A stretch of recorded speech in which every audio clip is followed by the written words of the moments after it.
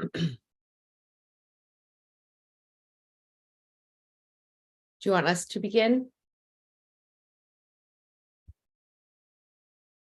Дорогі колеги, шановні друзі, ми раді вас вітати на сьогоднішній зустрічі, яка присвячена плеканню психологічної стійкості у студентської молоді. Даний захід організовується і проводиться Центром здоров'я і розвитку «Колос сім'ї» в межах україно-швейцарського проекту «Психічне здоров'я для України», який реалізовується за підтримки Швейцарії, а також Міністерства освіти і науки України. Мене звати Мар'яна Єсип, я сьогодні буду координувати нашу з вами зустріч. Вона буде тривати 1,5 години і дуже активно запрошуємо вас долучатися до того, аби ділитися власним враженнями, задавати запитання. Ви можете їх залишати на YouTube-каналі, в чаті, і з радістю ми їх передамо нашим доповідачам.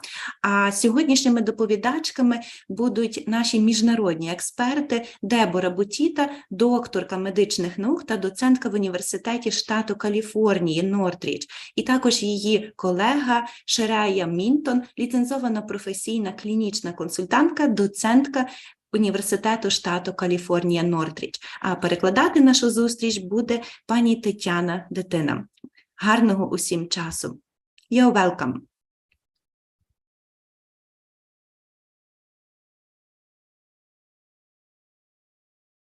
Thank you very much, Mariana. My name is Dr. Deborah Butita, and this is my colleague. Доброго дня, дякую за представлення. Рада бути сьогодні з вами усіма. Мене звати Дебора Бутіта, а це моя колега. I'll go ahead and share my slides, which needs to be enabled. There we go. Я розпочну з того, що покажу свою презентацію на весь екран.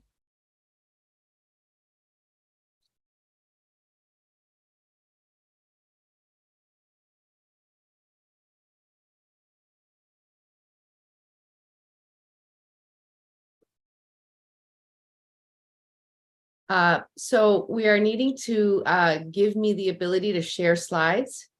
Якщо можна, передайте, будь ласка, права, щоб показати слайди. Please try again.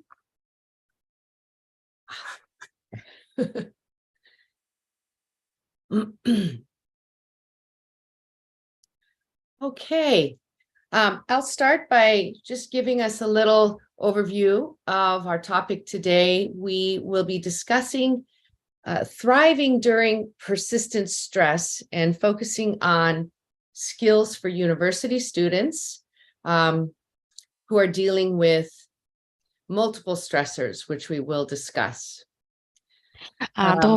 Доброго дня. Перед тим, як перейти детальніше до нашої сьогоднішньої розмови, коротко окреслю, про що ми будемо говорити. Говорити ми будемо про те, як зберігати стійкість і продовжувати процвітати в умовах багатьох численних стресових факторів, зокрема для студентів університетів. One of the things we want to start with is discussing the complexity of the current stress that Ukrainian students, university students are dealing with, and how that is affecting their well-being and academic performance. Почнемо ми з того, що подивимося на те, наскільки складною є теперішня ситуація і який стрес вона спричиняє на студентів університетів, зокрема в Україні, і те, які наслідки це має для їхнього добробуту з одного боку, а з іншого боку академічної успішності. We will also discuss the impact of these stressors on mental health and how to access strategies for self-care and well-being and resilience. Ми поговоримо, як такий тривалий стрес і різні стресові чинники впливають на психічне здоров'я, а також поговоримо про кілька технік, як собі допомогти, як розвинути свою стресостійкість. It is obvious that we have as a world emerged from prolonged stress that is associated with having come out of a pandemic somewhat. We're still very much dealing with the effects of the pandemic. Теперішня ситуація характеризується тим, що світ знаходиться в такому довготривалому стресі. Почався він із приходом пандемії, і ми досі відчуваємо ефекти цієї пандемії. And what is true for the Ukraine is that you are dealing with a persistent type of stress focused on trauma-related symptoms, such as, the impact of the war on how you're experiencing this stress at this time.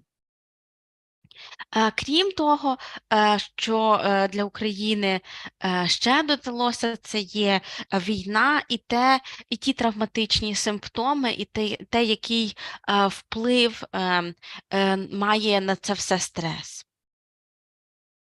And so we want to just draw everybody's attention to how this impacts your personal life, your educational experience, your experience with friends, family, and your communities, the communities in which you live.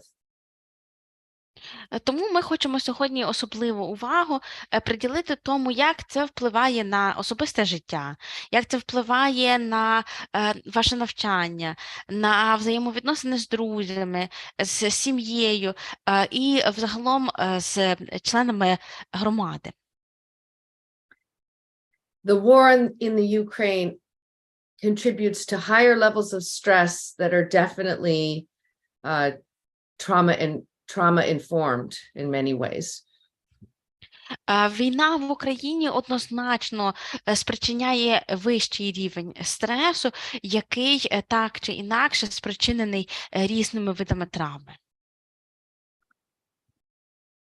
So we use the trauma-informed lens to look at how the impact of this prolonged stress from the pandemic and the current war experience that is, again, persistent. This has gone on now. If you look at the pandemic, 3 years, the war, a year, those two factors converging, impacting a very intense and life-threatening crisis that is, again, very persistent and prolonged for the university students of Ukraine. Ми подивимося на те, як війна спричиняє підвищення рівня стресу, подивимося, як пандемія і війна, яка зараз триває, впливають на нас. Ми бачили, що пандемія вже 3 роки триває і продовжується, війна вже цілий рік іде. І як ці два фактори додаються до того, що цей тривалий, довготривалий стрес, як він впливає на студентів університету. When we look at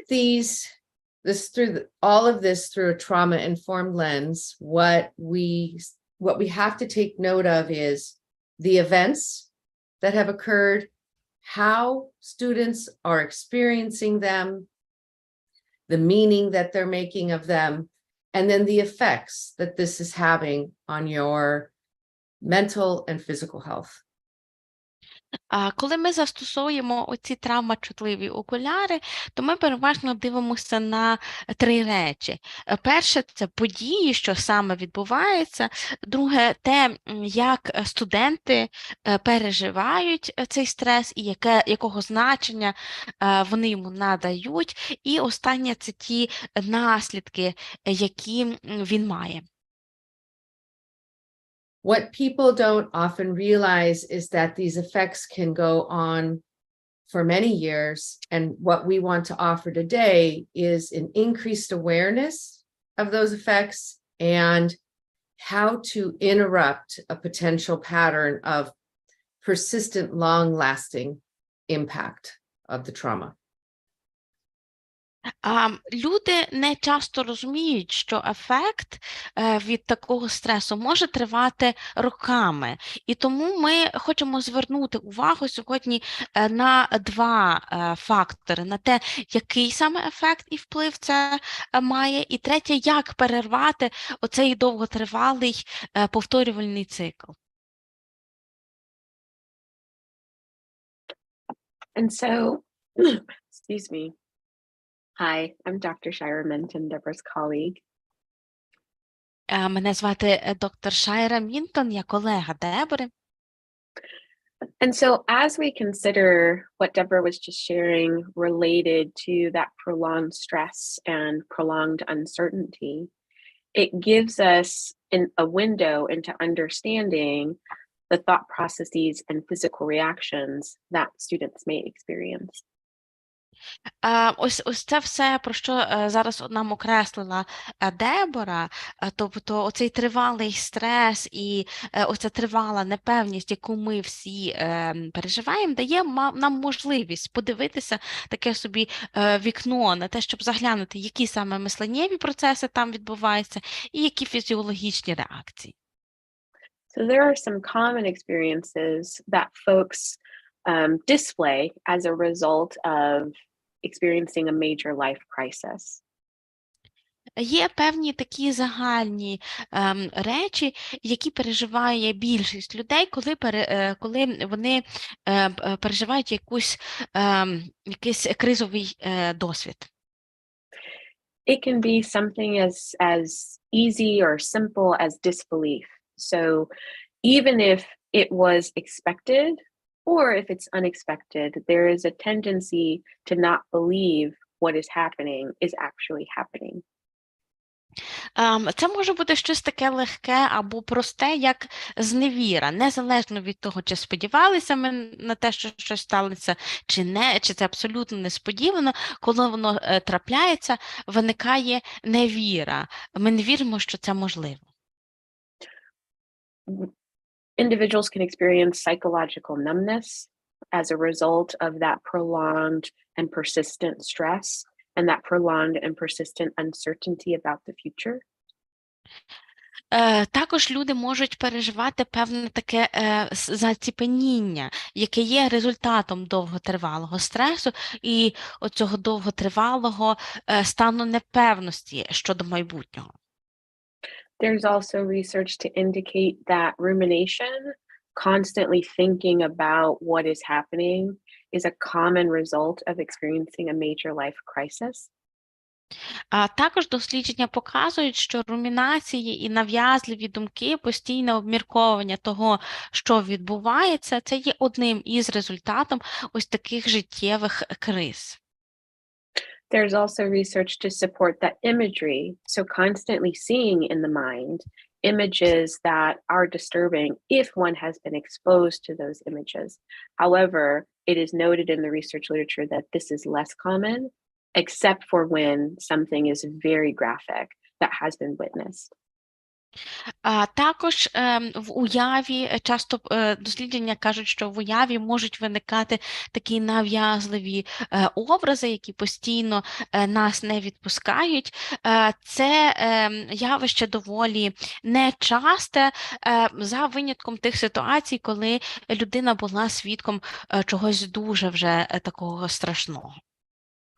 There are also physical reactions that one might experience when exposed to prolonged stress and uncertainty. Також людина переживає певні фізичні реакції після того, як довгий час перебуває у стресі і в ситуації непевності. This includes prolonged body activation. So when we are constantly in a state of unrest, we might experience chronic fatigue, chronic tension, gastric symptoms, or any other host of physical ailments. Одна з таких рис, які переживаються, це може бути тривала активація тіла, яка спричиняє втому, певну напруженість, а також різні гастросимптоми. Additionally, there's an increased risk of developing psychiatric disorders or issues as a result of being in that constant fight, flight, or freeze state. Крім того, підвищується ризик розвитку різних психіатричних розладів чи якихось інших станів в результаті того, що ми тривалий час перебуваємо у цьому стані бийся, тікай, замри. So our next slide shows common experiences that folks encounter when they are exposed to trauma or are in a constant state of overwhelm. So I would like you just to take a moment and look at this slide to see if there's anything you recognize within yourself, within your colleagues, or your peers.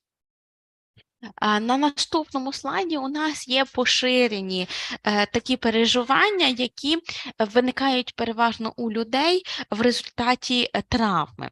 Я пропоную вам тут подивитися, прочитати, що на цьому слайді, і подумати, чи якісь із цих речей можна застосувати до вас, до ваших друзів, до ваших колег.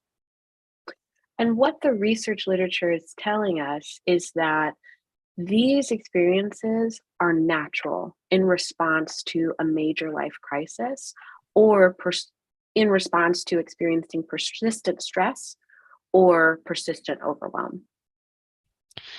Наукова література каже нам, що всі ці речі, всі ці переживання, вони є природними, як реакція на якусь серйозну життєву кризу, на стан непевності.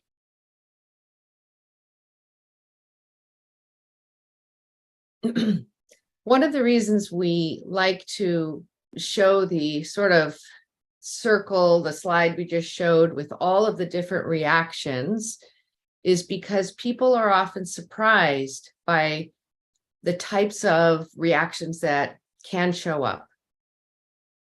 А причина, чому ми показуємо часто це коло, на якому розписані всі ці реакції, яке було на попередньому слайді, це тому, що люди, побачивши їх, часто дивуються.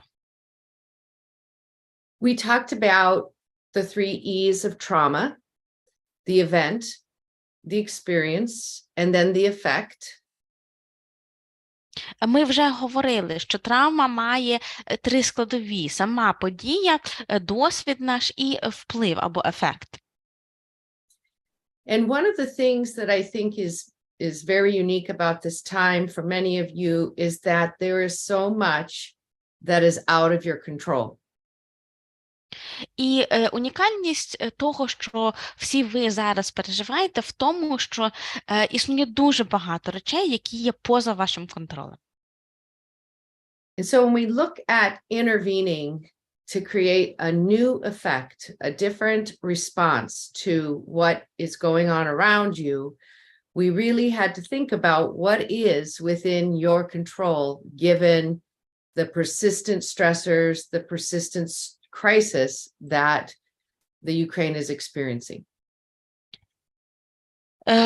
І коли ми намагаємося знайти, як можна втрутитися, щоб змінити цю реакцію, чи змінити той ефект, як відповідь на те, що відбувається навколо, то тут треба розуміти, що саме є під нашим контролем, зважаючи на оцю тривалу кризу, яка зараз в Україні.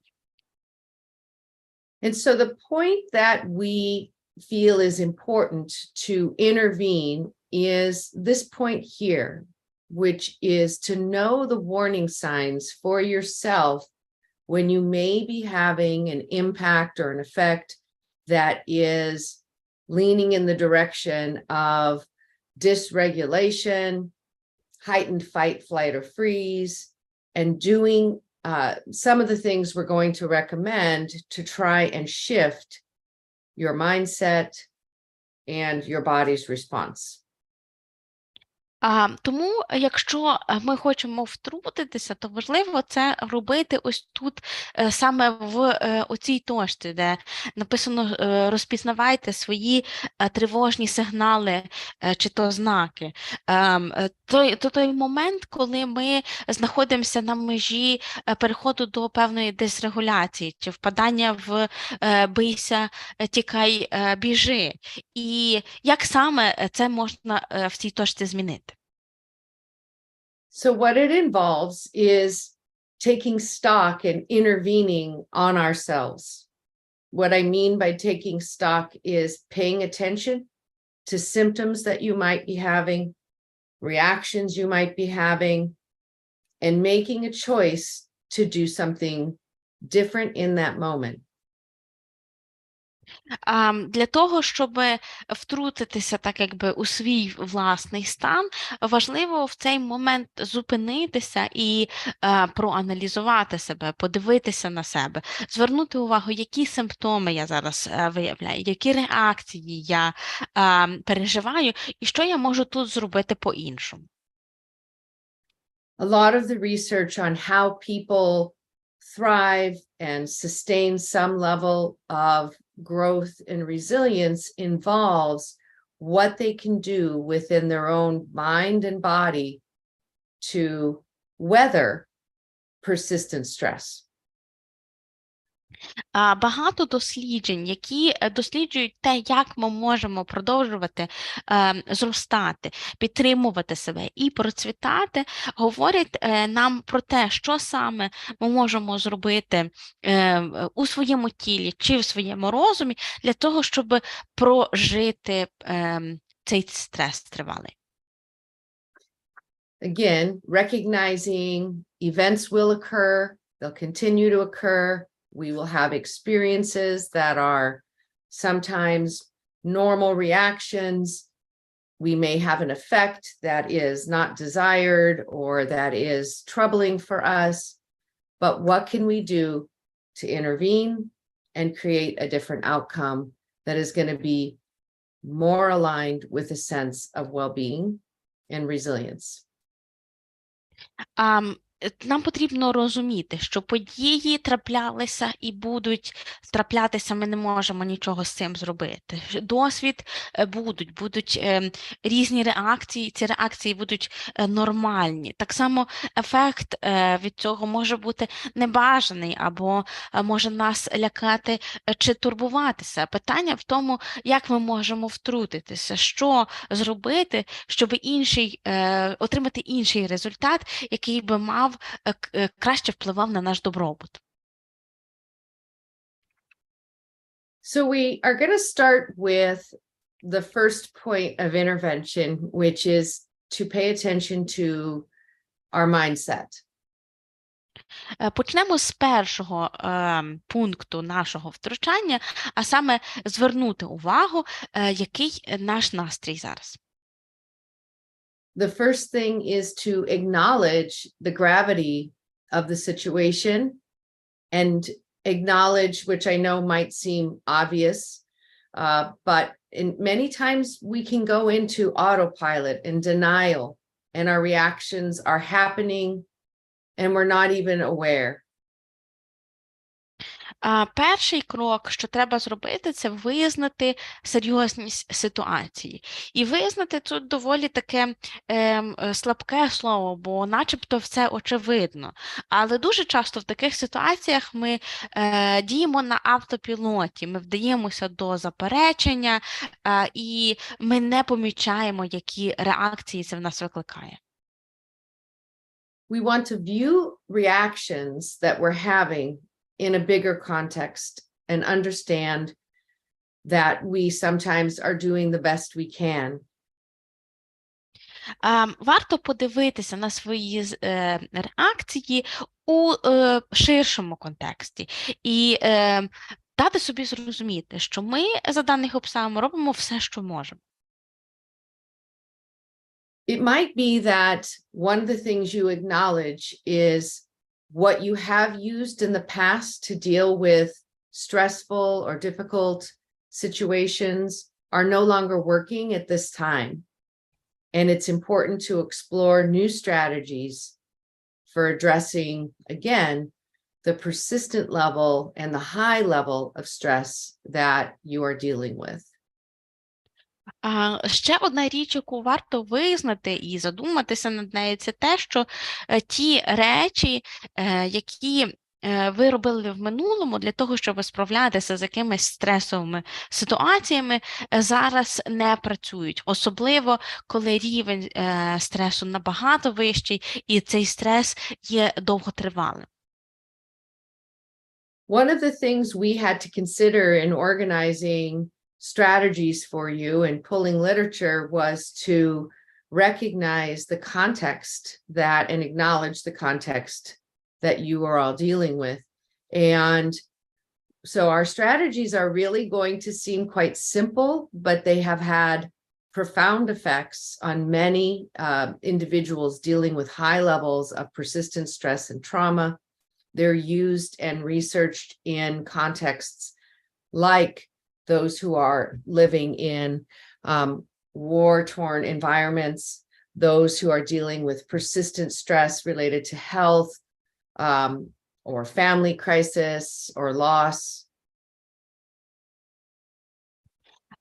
Коли ми намагалися організувати, підібрати з літератури для вас різні стратегії, то ми якомога більше намагалися зважати на ширший контекст, в якому ви живете. І ті стратегії, які ми будемо наводити, вони видаються доволі простими, але дослідження довели, що вони мають дуже сильний глибокий ефект. Дослідження, власне, показали, що вони є дуже ефективними в таких ситуаціях, наприклад, воєнного стану чи тривалих проблем зі здоров'я, чи у ситуаціях втрати. The first recommendation is to anchor yourself to some stability in your life, whatever that might be, a simple daily ritual or routine that is completely within your control.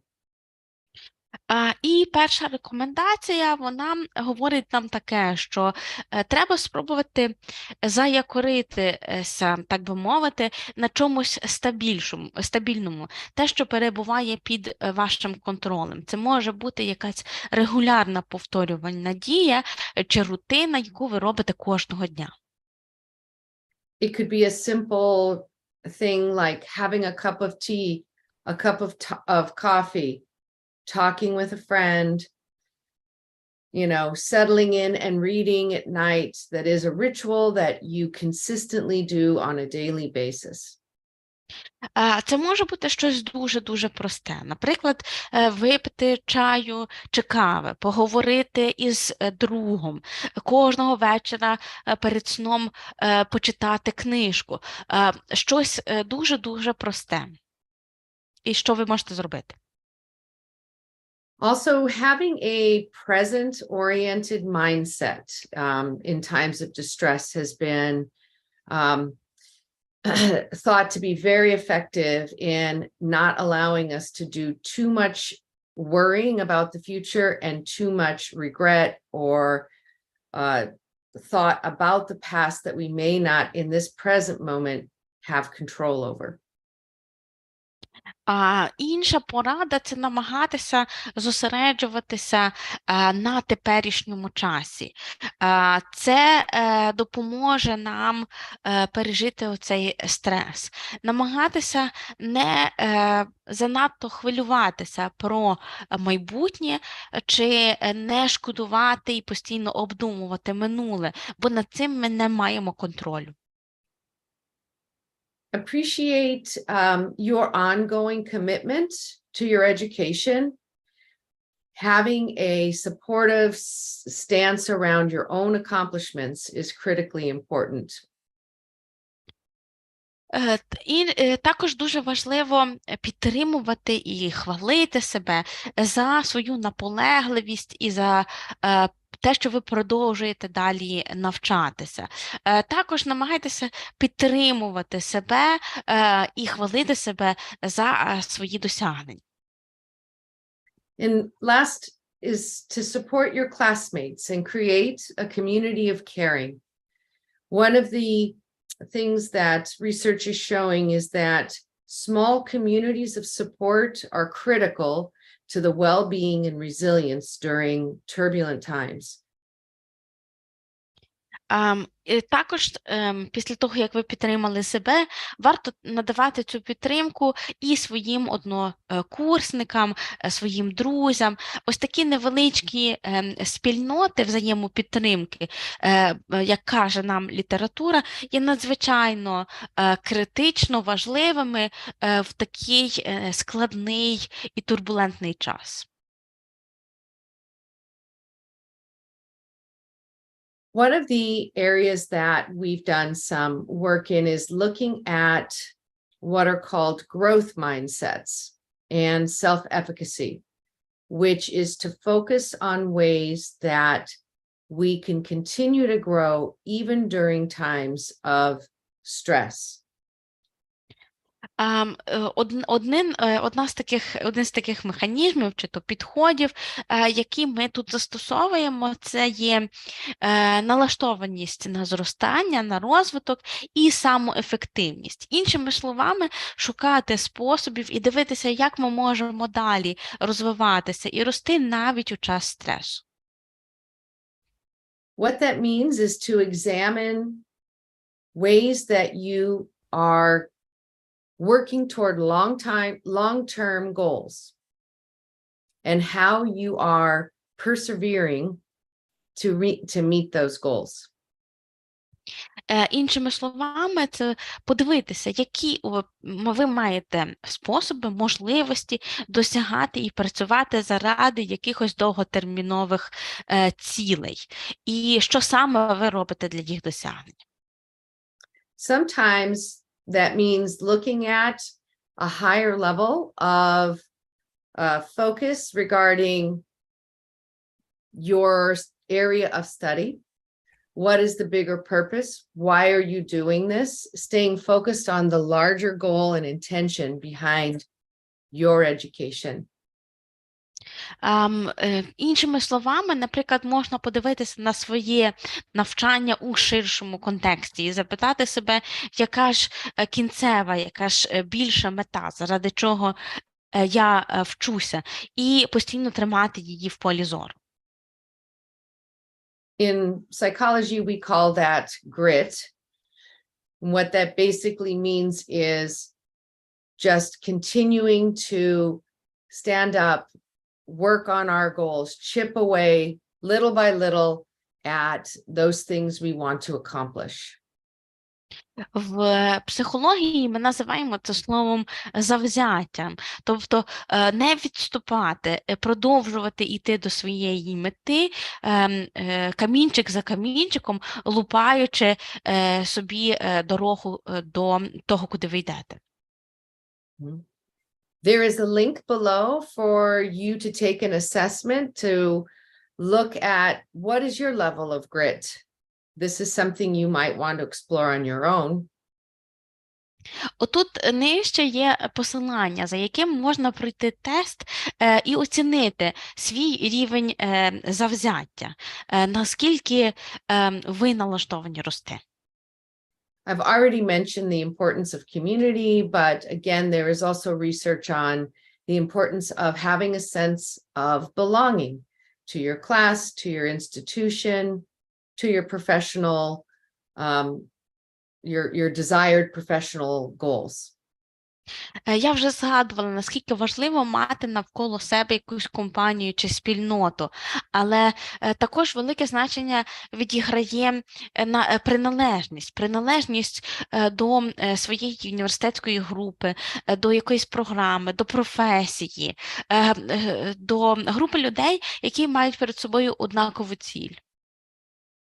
One of the most important concepts for individuals who are dealing with persistent stress and barriers perhaps to continuing on with stated goals is this idea of multiplicity of mind.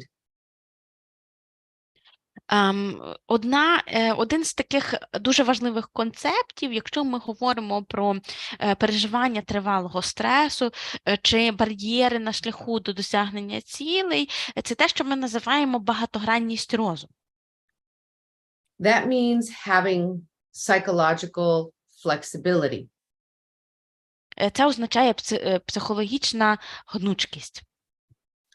Two factors that you are always navigating are growth and safety. Knowing, go ahead. І два фактори, між якими ви постійно тут рухаєтеся, це є розвиток і безпека. Knowing when it's important to step into a growth mindset and knowing when it's important to have the wherewithal and the insight to step back into or step into a, not necessarily back, but step into a state of safety.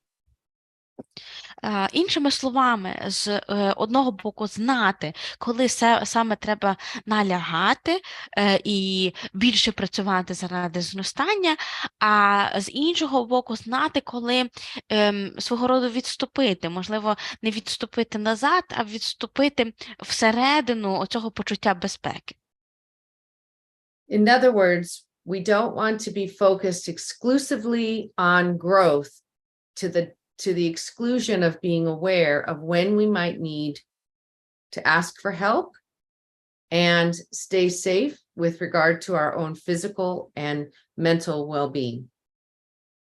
Іншими словами, не зациклюватися лише на зростанні, але зростаючи пам'ятати і знати, коли час попросити про допомогу або подбати про свою безпеку, чи то фізично, чи то психологічно.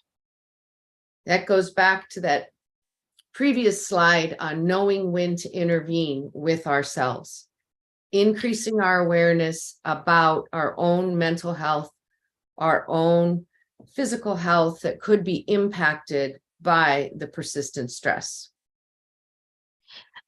Це повертає нас до того попереднього слайду і того графіку, де я говорила, що треба знати, коли треба втрутитися, щоб покращити своє як психологічне, так і фізичне здоров'я у стані тривалого стресу. We need to anticipate that there will be setbacks. Don't minimize the level of stress that everybody is under and support each other. Reach out to those in need. Також треба не забувати, що можливі будуть поразки чи відходи, і в такому випадку треба визнати, що рівень стресу є високий, і не забувати простягнути руку допомоги іншим навколо вас.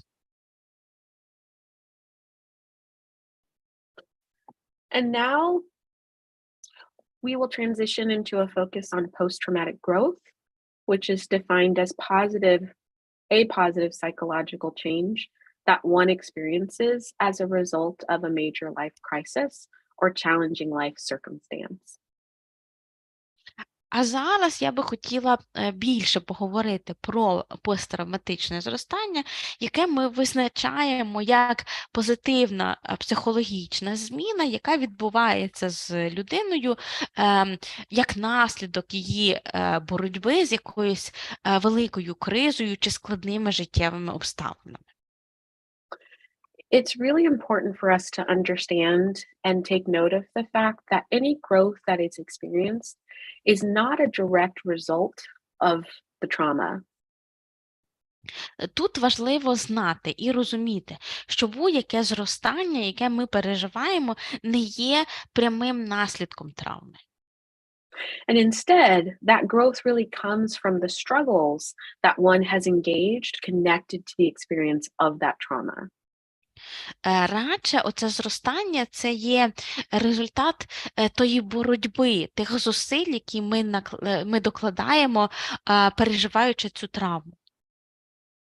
And generally, individuals who have experienced growth after trauma have reported feeling better connected to people around them and taking more pleasure in those small things in life. Дуже часто люди, які відчули оце зростання, поборовши певну травму, вони говорять про те, що вони відчувають кращий зв'язок з людьми навколо них і що вони стали краще звертати увагу на якісь дрібні хороші речі у житті. So there are 5 forms of post-traumatic growth, and you see them listed there on the screen. Посттравматичне зростання має 5 форм, усі вони перелічені на екрані. So the first is improved relations with others. So a moment ago, I reported how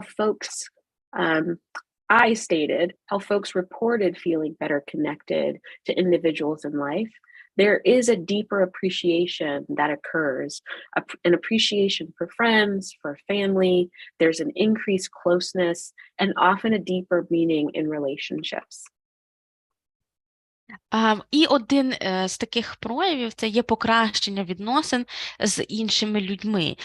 Я хвилину тому вже говорила, що люди, які пережили оце зростання, дуже часто говорять про те, що вони мають кращі відносини і відчувають глибшу вдячність за те, що в них є друзі, що в них є сім'я, що в них є близькі люди, і стосунки ці набувають для них нового сенсу. There is also this enhanced sense of the value of relationships, and a lot of the research connects that to the newfound awareness on the part of the individual who has experienced the growth, the awareness of the fragility of life. And so we appreciate each other more. Також зростає розуміння цінностей людських стосунків. І дослідження показало, що це пов'язано з тим, що людина краще і глибше починає розуміти крихкість, вразливість свого життя і, відповідно, більше починає його цінувати. And you see there in number 2, there's this identification of new possibilities for our lives. And that is really about an increased sense that there are new chances for the future. There are new possibilities, new opportunities. There's this resolve that we can seize the day. We can stop putting off the things that we want to do at some point in the future and actually do them now. Також під номером 2, як ви бачите, є виявлення нових можливостей у житті. А це фактично означає те, що розуміння того, що в майбутньому нас чекають нові шанси, нові можливості, нові способи досягнути чогось, оце розуміння дуже загострюється. Відповідно, ми перестаємо відкладати на якесь невизначене майбутнє те, що давно хотіли зробити, і робимо це зараз. It's also common for individuals to change career paths, to take a new direction in life because they're thinking about new possibilities. There's also a dedication that individuals give to their lives, they give to others who might be experiencing a similar type of trauma. Також дуже часто завдяки цьому люди починають змінювати повністю напрям свого життя, можуть змінювати кар'єру, саме тому, що вони розуміють, що їх чекають нові можливості у майбутньому. Завдяки цьому люди часто отримують якусь нову, більше себе присвячують як своєму життю, так і допомозі іншим, які переживають схожу травму. The third form of post-traumatic growth is increased perception of personal strength. And so most common positive change is reported. There's a perception of the self, believing that we ourselves are, and we're recognizing the existing strength that we had, often finding that we had strength we didn't know we had. Під номером 3 – це загострення відчуття особистих сил і можливостей. Іншими словами, люди раптом відкривають у собі якусь позитивну силу, віру в себе, якої раніше в них не було. Вони відкривають здатність робити те, про що вони раніше не здогадувались. Folks have reported this feeling that they are better able to survive because or as a result of the experience of the traumatic event.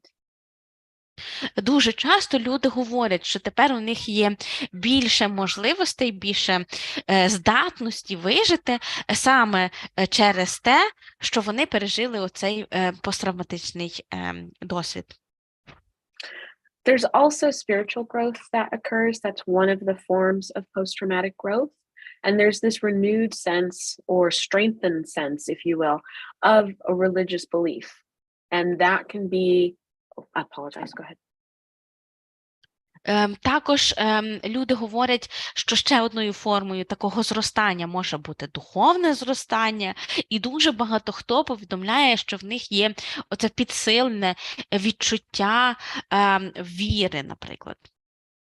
There is research literature that shows that making meaning after trauma is often connected or tied to a religious or a religious construct or religion in general.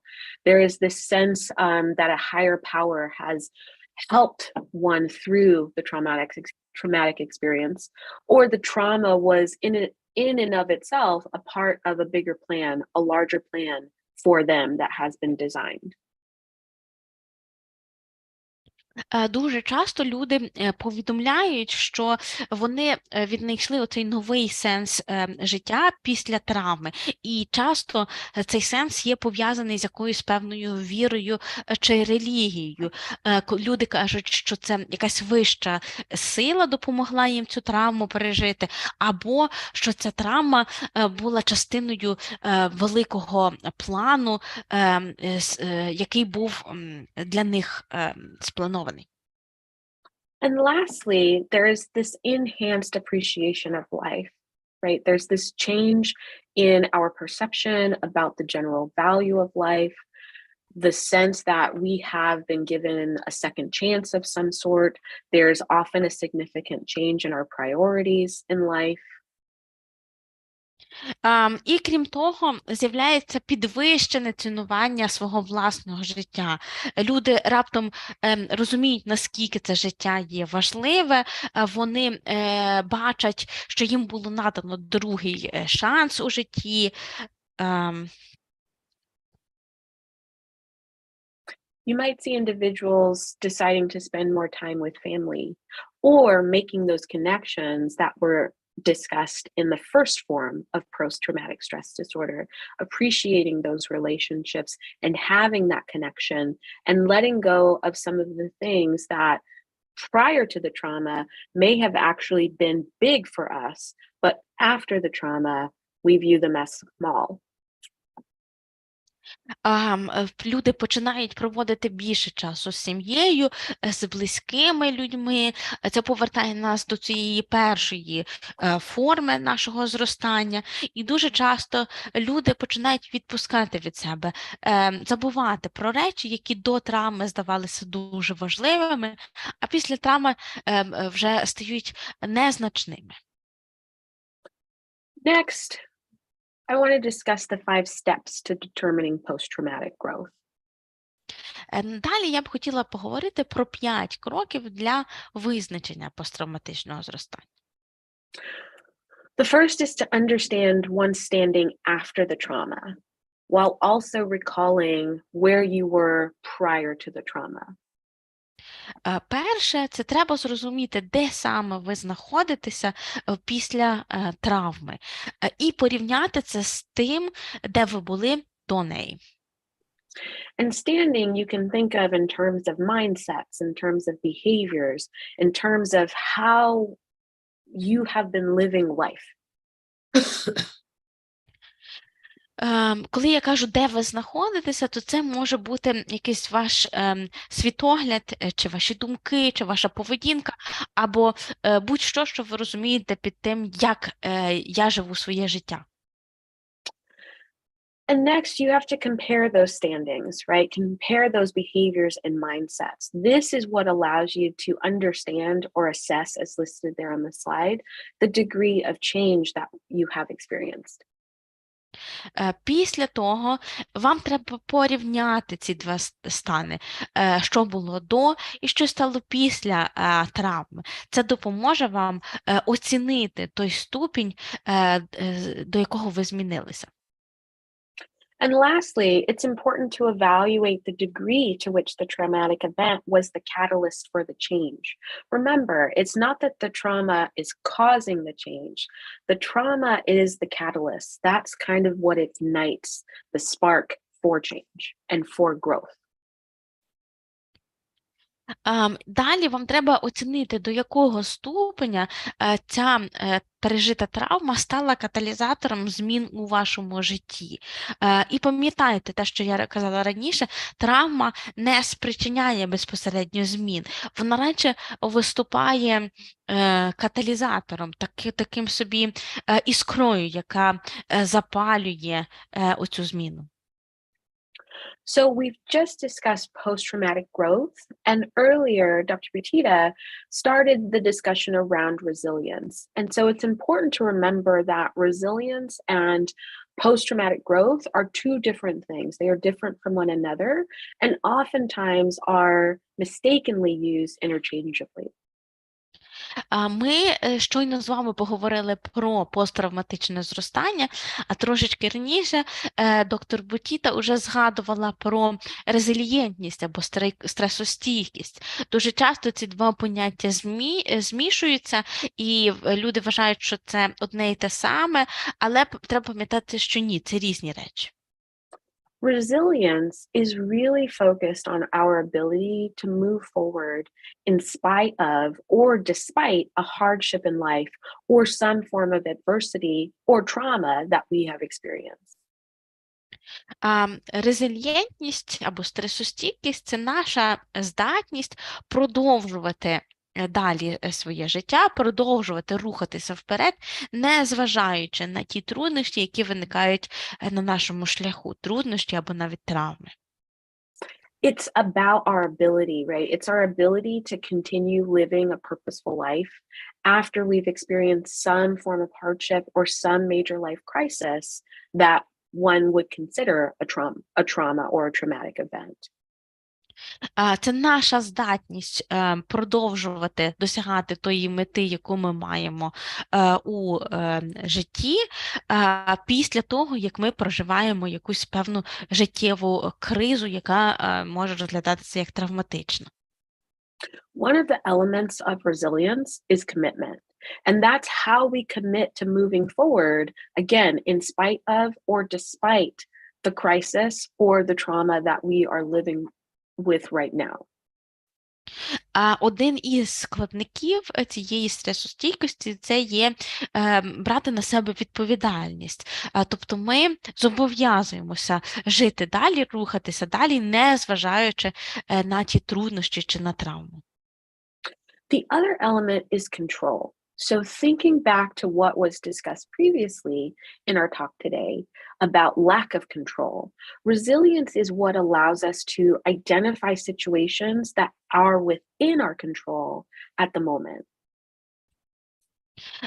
Друге – це є контроль. І якщо повернутися до того, що ми вже говорили раніше, про те, що зараз існує так багато різних речей і факторів, які є поза нашим контролем, то тут стресостійкість відповідає за те, щоб змогти знайти ті речі, які ми контролювати можемо.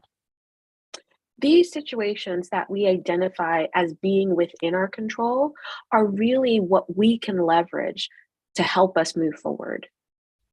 І оті ситуації, які ми для себе віднайдемо, які ми можемо контролювати, це та наша допомога, той наш засіб, який допоможе нам рухатися далі.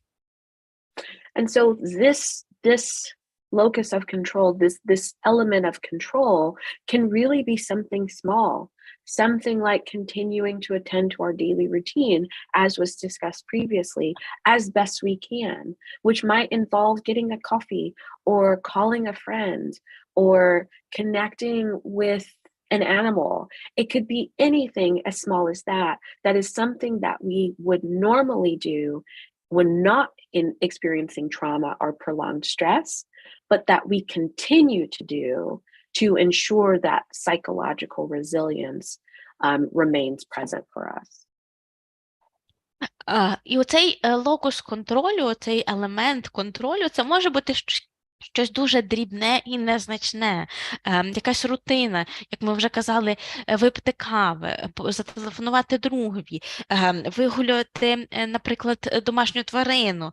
Це те, що ми робимо за нормальних обставин, але що ми і далі продовжуємо робити у стані травми чи у стані стресу для того, щоб забезпечити собі оцю стійкість. The last element that I want to mention here today is the challenge element, the challenging ourselves to move forward in response to life events, in response to trauma, in response to crisis, right? That is that resilience, that grit that we've talked about, where we are able to just continue to chip away, to continue to move forward and live that purposeful life. Останній елемент, який я хотіла би тут згадати, це є виклик. Виклик, який ми ставимо перед самим собою, який змушує нас і далі рухатися вперед. Виклик, який ми протиставляємо цьому стресу, травмі чи кризі. Це те, що, знову ж таки, ми вже згадували, називається завзяття. Оця здатність рухатися маленькими кроками і далі, і поступово лупати собі ту скелю, яка стоїть перед нами. And I would like to share one additional thing. As I've reviewed these comments of resilience, those of you who are watching this talk and listening to this talk, right, these are things that you may actually already be doing currently, presently. And we are hoping just to give you additional not just information, but additional tangible things that will be able to help you continue to experience that resilience and continue to grow. Хочу сказати вам ще одну додаткову річ, адже якщо ви нас зараз слухаєте, ви, можливо, помічаєте, що багато з того, що ми тут говоримо, ви вже робите. Ми ж зі свого боку хочемо дати вам якісь конкретні речі, конкретні інструменти, які ви можете вживати для того, щоб продовжувати підтримувати свою стресостійкість і продовжувати зростати.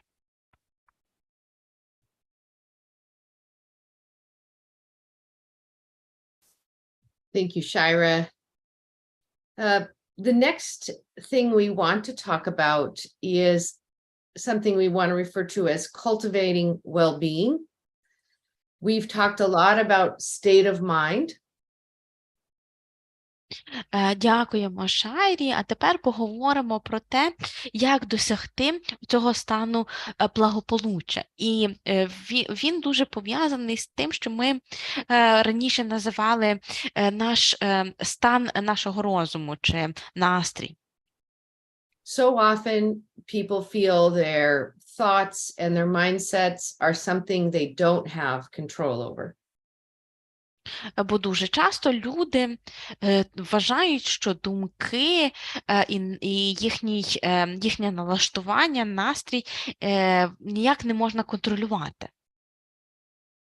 We want to support the idea that, in fact, we do have choice and we often do have control over our thoughts and our reactions if we are able to intervene in ways that regulate and promote well-being.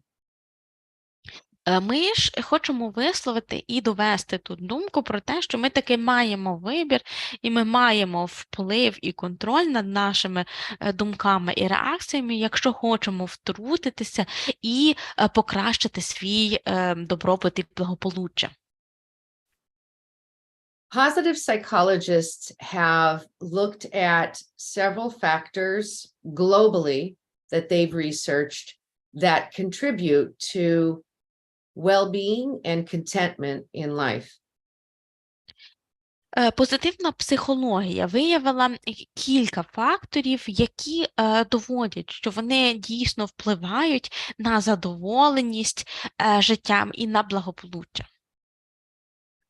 The terms they use, they have an acronym called PERMA, and I'll go over quickly the different elements. Вони визначили кілька ключових елементів, придумали за їхніми першими словами акронім, який допомагає його запам'ятати, і зараз ми розглянемо ці елементи. The first is, how do we every day do something to cultivate positive emotion? Перше, це як ми щодня і що ми робимо для того, щоб культивувати позитивні емоції. Such as what Dr. Minton was talking about, sitting and in silence, taking some deep breaths, trying to talk with a friend intimately, having a cup of tea, going for a walk. Наприклад, такі речі, про які вже говорила доктор Мінтон. Посидіти в тиші, глибоко вдихнути, випити чаю, зателефонувати другу, вийти на прогулянку. It's not about being joyful or happy necessarily. It's about feeling a sense of contentment or trying to work at feeling something other than a negative emotional response. And again, it doesn't have to be extreme. It could simply be a sense of contentment. Це не означає, що ви раптом повинні почати відчувати радість чи щастя. Це може бути щось таке просте, як, наприклад, задоволення від чогось. Іншими словами, продовжувати працювати над якимись іншими, не негативними реакціями. І знову ж таки, не мусить бути щось таке екстремальне, достатньо простого задоволення. It could also be a feeling in our body. So it could be positive emotions or positive reactions, such as relaxing our muscles.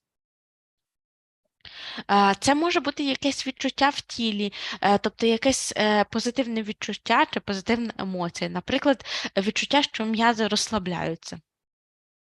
The other thing is engagement.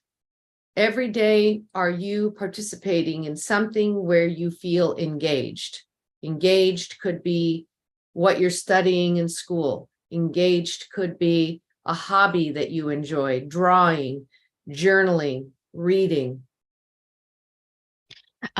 Друге – це залученість. Залученість мається на увазі участь у якійсь діяльності.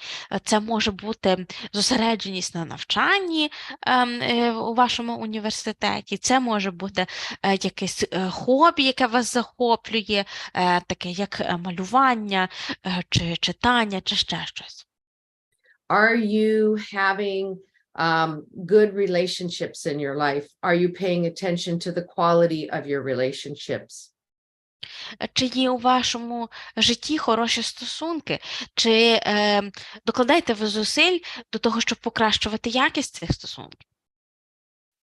Also, this seems like a hard one sometimes when we're under tremendous stress, and it might seem odd. I think younger people may have a harder time with this. Ще одна річ, яка іноді може видаватися доволі складною, особливо в часи стресу. Ще ми зауважили, що іноді молодим людям це дається трошки складніше. But what is meaningful and purposeful in your life? Do you have a sense of meaning and purpose? Іншими словами, що у вашому житті має особливий сенс і що дає вам мету в цьому житті? Dr. Minton referred to this when she talked about post-traumatic growth and some of the things that emerge. So when we focus our attention on what might be shifting or changing in our lives as a result of the stress, as a result of our ability to be resilient, we often find meaning that is much more significant in ways we didn't expect. Доктор Мінтон про це говорила, коли розповідала про посттравматичне зростання, і коли говорила про всі ті речі, які випливають із цього зростання. Іншими словами, якщо ми зупинимося і звернемо увагу на те, що саме змінилося в нашому житті, то ми зможемо подивимося, що саме, яка саме здатність до стресостійкості у нас є, то це дозволить нам зрозуміти якийсь глибший сенс і віднайти глибший сенс у житті. Lastly is a sense of accomplishment. This doesn't have to be finishing your degree. It could simply be finishing a chapter, finishing an assignment, getting up in the morning, taking care of something that is on your list.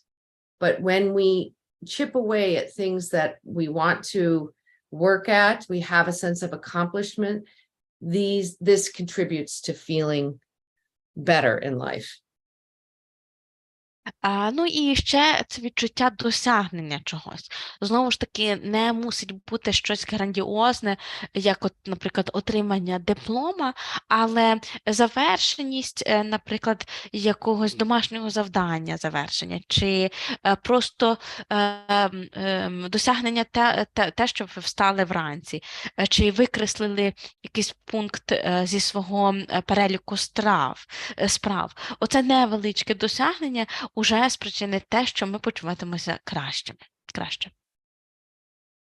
Again, we are focusing on several things that are within your sense of control, your mindset, positive emotions, engagement, positive relationships, identifying something that's meaningful and purposeful in your life, and staying focused on accomplishing something on a daily basis is always going to contribute to cultivating well-being. Знову ж таки, зосереджуємося на тих речах, які є у нашому контролю. Зберігання позитивних емоцій, позитивного настрою, залученість в якусь діяльність, розвиток і робота над позитивними стосунками, пошук якогось вищого сенсу і мети у житті, а також намагання досягати, завершувати хоча б якісь дрібні речі у нашому повсякденному житті, все це спричиняє покращення благополуччя нашого. Finally, we will talk about some practical strategies that, in addition to shifting our mindset, will be helpful.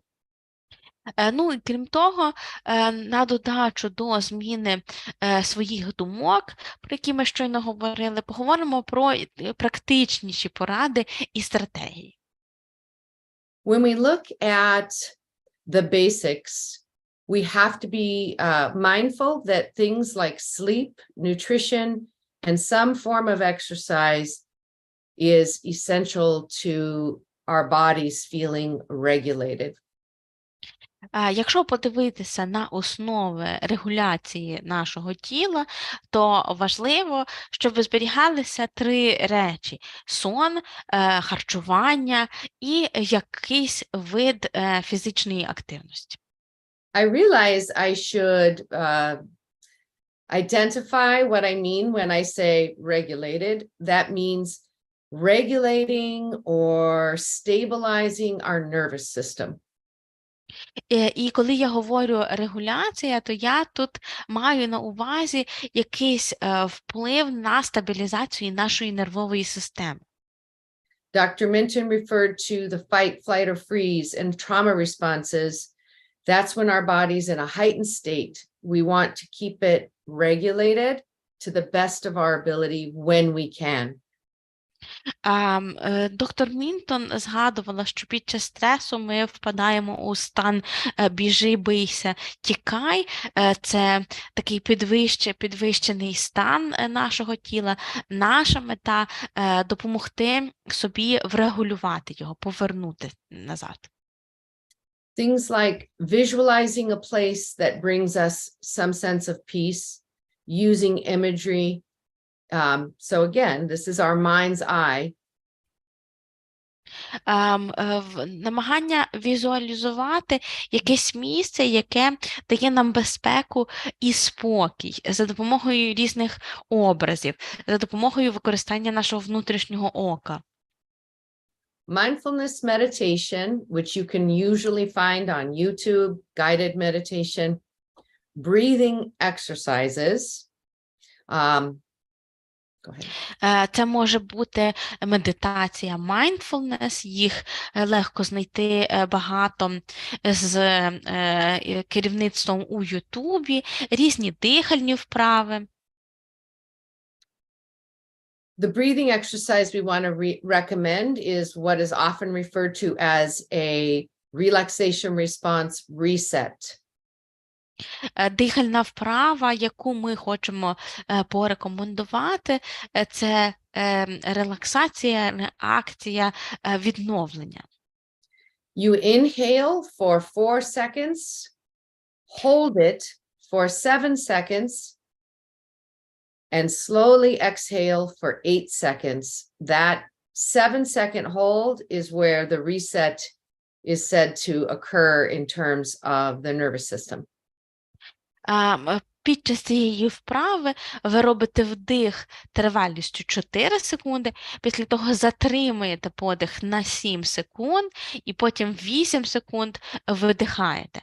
І, власне, на цій затримці дихання тривалістю в 7 секунд і відбувається оце перезавантаження нервової системи.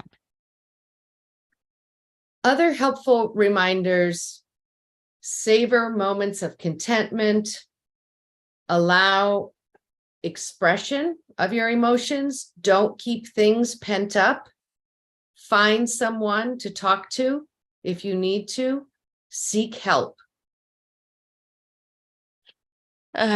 Ще такі корисні рекомендації – це намагайтеся зауважувати і зосереджуватися на митях задоволення, на приємних речах. Також дозволяйте собі проявляти емоції, не дозволяйте закривати все в собі, щоб воно накопичувалося, не забувайте просити про допомогу. Don't ignore warning signs of real distress in yourself or others. Також намагайтеся помічати і не нехтуйте сигналами попереджувальними, які показують, що, можливо, ви чи ваші близькі переживають якийсь дистрес. Be gentle, and I would add compassionate with yourself and others. Self-compassion is one of the things that contributes to regulation. Будьте поблажливими, я би навіть сказала терпеливими і співчутливими до самих себе та до інших. І оця самопоблажливість, вона є так само одним із важливих елементів регуляції. Remember that school can provide a sense of stability for you, a refuge, a community, and a place for engagement. And so to value the school community is very much a critical step in supporting well-being and supporting your own growth. Також пам'ятайте, що ваш навчальний заклад чи університет може служити всіма цими речами, надійним прихистком, осередком стабільності, підтримки з боку інших і залученості до якоїсь цікавої діяльності. Пам'ятайте, що цінність вашого навчального закладу в тому, що він дає оцю критичну необхідну вам допомогу для досягнення благополуччя. Last thing is to say, I want to give you an example of a self-compassionate inner dialogue. That sounds fun. Go ahead. Ну і на кінець хочу дати вам приклад, як може звучати діалог з самим собою, який виявляє поблажливість до себе. It might sound like this. Things are really difficult. I am feeling really overwhelmed, but I've got this. I'm going to be okay. I'm going to take some deep breaths. I'm going to talk to someone. Звучати це може таким чином. Я зараз переживаю дуже складну ситуацію, усе дуже важко, я не справляюся, але я буду намагатися собі допомагати. Я спробую повернутися до чогось хорошого. Я зараз глибоко вдихну і спробую з кимось про це поговорити. Thank you. Mariana, we have a YouTube exercise for 30 seconds, but it seems like we might need to stop. Do you want us to show it?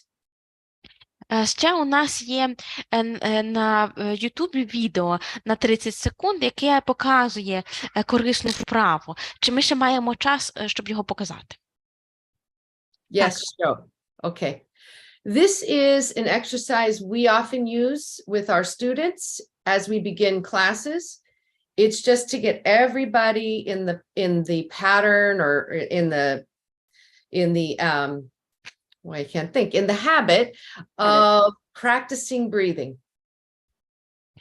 Ця вправа, ми її часто робимо з нашими студентами, коли ми тільки починаємо заняття, вона практикує дихання. This is called the breath bubble. Оце називається дихальна бульбашка. Take a minute, relax, and practice breathing along with the bubble. Розслабтеся на хвилину, подивіться і дихайте разом з цією бульбашкою. As it expands, you take a breath in. As it, Shira, you tell us again. Коли бульбашка надувається, ви вдихаєте, і далі Шайра нам розкаже. Yes, so as the bubble expands and you hear the music volume increase, you take a breath in, and as it deflates and you hear the tone shift down, you release the breath. And you just repeat it for about 50 seconds, I believe this video is.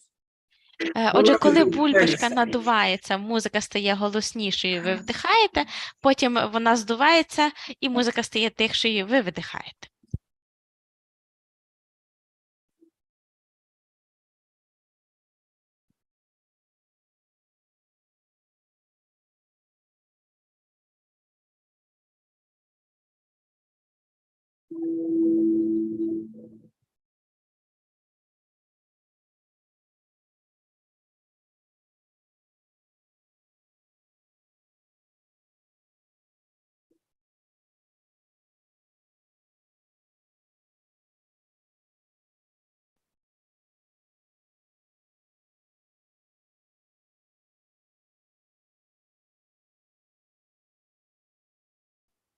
And that's an example of a breathing technique that can be used at any moment, even without having access to a screen, just to hold in your space, in yourself, to breathe in and hold and breathe out and hold as a way to reset. Таку дихальну вправу можна робити в будь-якому місці, в будь-який час, навіть не маючи доступу до екрану, ви просто вдихаєте, затримуєте і видихаєте. І якщо зробите це так приблизно 50 секунд, то це й буде ваше перезавантаження. Thank you. Дуже дякую. Thank you. Дякую. Дуже дякуємо Деборі, дуже дякуємо Шираї.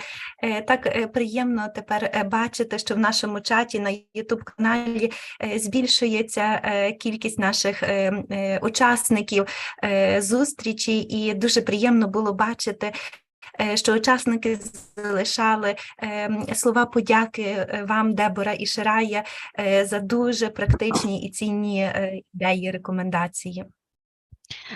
Thank you. It's a great pleasure to see the number of viewers on YouTube growing as we go along, and a lot of listeners and a lot of those who watched us left many messages with thanking you, Deborah, and you, Shira, for your wonderful recommendations. І теж принагідно я хочу сказати нашим учасникам, переглядачам, що завдяки Деборі і Шираї ми розпочинаємо і розвиваємо модель психологічної стійкості у закладах вищої і передвищої освіти. І завдяки тісній співпраці з Українським інститутом розвитку освіти ми маємо на сьогодні змогу навчати близько 60 тренерів з різних вищих навчальних закладів України моделі плекання стійкості у колективах, у студентської молоді і навчання навиків психологічного консультування у закладах вищої освіти. Тому дуже дякуємо ще раз Деборі і Шираї, що так допомагаєте нам впроваджувати гарні стандарти психологічної допомоги для студентів. And also we should mention that it was the initiative of Deborah and Shira to help us with working out different models of psychological services and support in universities and high schools. We are currently working with the Institute of Education Development, and we have a possibility to train 60 trainers who are going to implement the model of resilience, of supporting resilience in staff and in students, university students, and also introduction of consulting services in universities. Thank you for setting high standards. Our pleasure. Ми з задоволенням.